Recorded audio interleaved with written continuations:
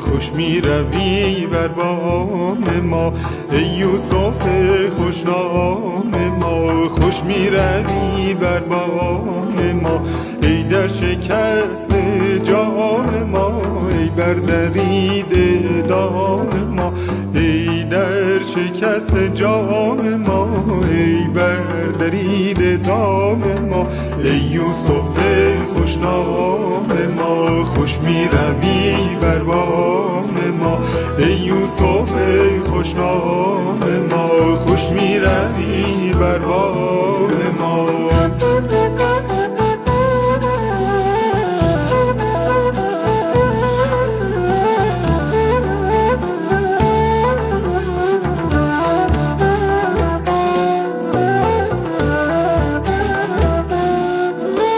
ای نور ما ای سور ما ای دولت منصور ما، ای نور ما ای سور ما ای دولت منصور ما، جوشی بنه در شور ما تا می شود انگور ما، جوشی بنه در شور ما تا می شود انگور ما ای یوسف خوشنام ما، خوش می روی بر بام ما ای یوسف خوشنام ما، خوش می روی بر بام ما.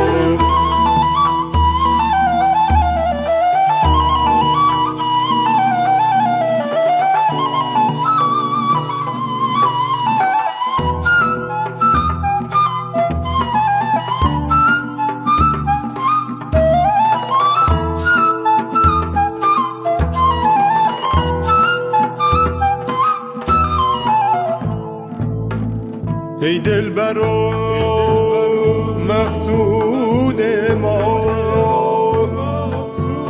ای قبله و معبود ما،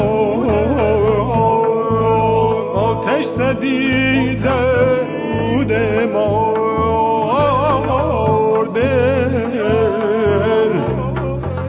نظاره کن در دود ما یارده جان.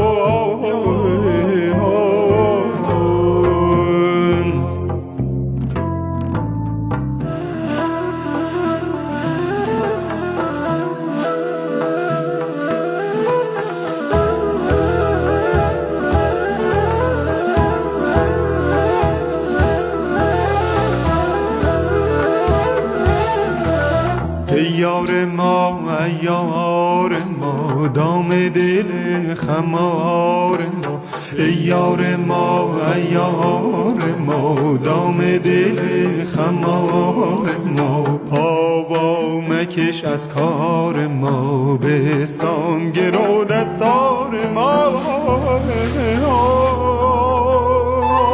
ای یوسف خوشنام ما، خوش می روی بر بام ما ای یوسف خوشنام ما، خوش می روی بر بام ما.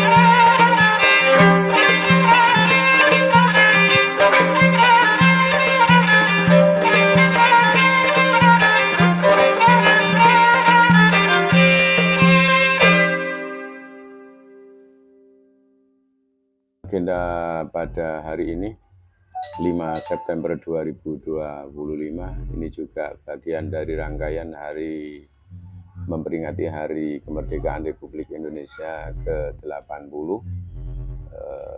Kebetulan bersamaan dengan peringatan Maulid Nabi Muhammad SAW sudah sejak 2024 oleh Banyuwangi Festival diagendakan menjadi agenda tahunan yang memang ini dulu ada sudah sejak lama yang diprakarsai dulu oleh warga Dusun Kerajaan 1, Kerajaan 2, lingkungan Masjid Baitur Rahman Desa Kembiritan.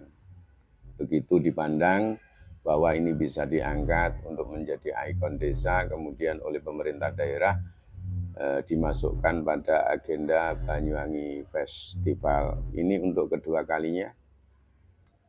Agenda Banyuwangi Festival dengan memperingati Maulid Nabi Muhammad SAW yang dikemas dalam pawai endok-endokan ini tentu tidak lepas dari kreasi telur hias di berbagai wilayah dusun. Karena dusun kami ada 7, alhamdulillah 7-7-nya itu ngisi. Setiap dusun tidak sama, ada yang 2, 3, 4 kreasi bahkan ada yang 8 kreasi. Bergantung antusias kemampuan warga masyarakat dusun. Per hari ini sesuai catatan yang kami terima, peserta kurang lebih ada 700 orang, kemudian jumlah telur jika ditotal secara keseluruhan kalau 1 ton kurang lebih ada masuk di wilayah Desa Kembiritan yang dihias dengan berbagai kreasi. Ini di sini juga terlibat dari lembaga pendidikan TK, PAUD, SD, MI terlibat turut serta meramaikan. Kemudian warga masyarakat, jamiah, fatayat muslimat juga turut di dalamnya. Kemudian ketakmiran Masjid Baitur Rahman dan seluruh jajaran panitia alhamdulillah kompak bersatu untuk setiap tahun mengadakan agenda kegiatan peringatan Maulid Nabi Muhammad SAW yang dikemas dalam pawai endok-endokan Desa Kembiritan.